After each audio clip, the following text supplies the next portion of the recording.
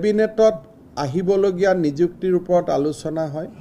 22 ছেপ্টেম্বৰত আমি প্ৰায় 12,000তকৈ অধিক নিবনুৱা যুৱক যুৱতীক নিযুক্তি দিম। আজি মই বিটিআৰত দতমাত যাওঁতে ডেকা ল'ৰাসকলে মোক সুধিছে যে কামাণ্ডো বেটেলিয়নৰ ৰিজাল্ট কেতিয়া দিব। সো 15-16 তাৰিখৰ পৰা ৰিজাল্টবিলাক দিয়া আৰম্ভ হ'ব আৰু 22 তাৰিখে আমি আৰু 12,000 অলপ বাঢ়িব 12,000 নতুন যুৱক যুৱতীক আমি নিযুক্তি দিম আৰু এইবিলাক 100% গভৰ্ণমেণ্ট জব। 30,000 আমি দি উঠিলোঁ, 12,000 আমি দিম, অৰ্থাৎ 42,000 আৰু 30,000ৰ লিখিত পৰীক্ষা হৈ গ'ল।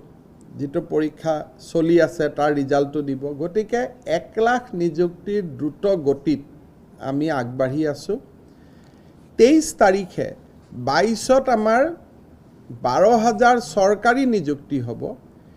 23 তাৰিখে 4,500 জলমিত্ৰক আমি নিযুক্তি দিম।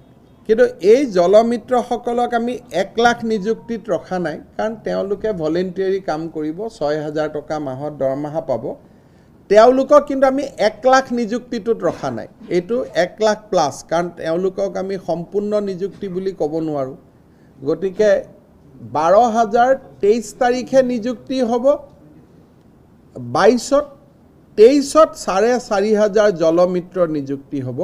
কিন্তু মই আকৌ কৈছোঁ যে জলমিত্ৰসকলক আমি 1 লাখৰ ভিতৰত ৰখা নাই, 12,000টো 1 লাখৰ ভিতৰত হ'ব। এইটো এটা অতিৰিক্ত বোনাছ হৈ যাব আৰু এই বিষয়ে আজি আমাৰ কেবিনেটত আলোচনা হয় আৰু বাকী খালী থকা পদসমূহ পূৰণৰ বাবেও আমি আৰু এটা 10,000 পোষ্টৰ এডভাৰটাইজ দিবৰ কাৰণে আমি প্ৰস্তুতি কৰিছোঁ। এইবাৰ বিশেষকৈ এই 10,000 পোষ্টত APDCLৰে 5,000 পোষ্ট থাকিব।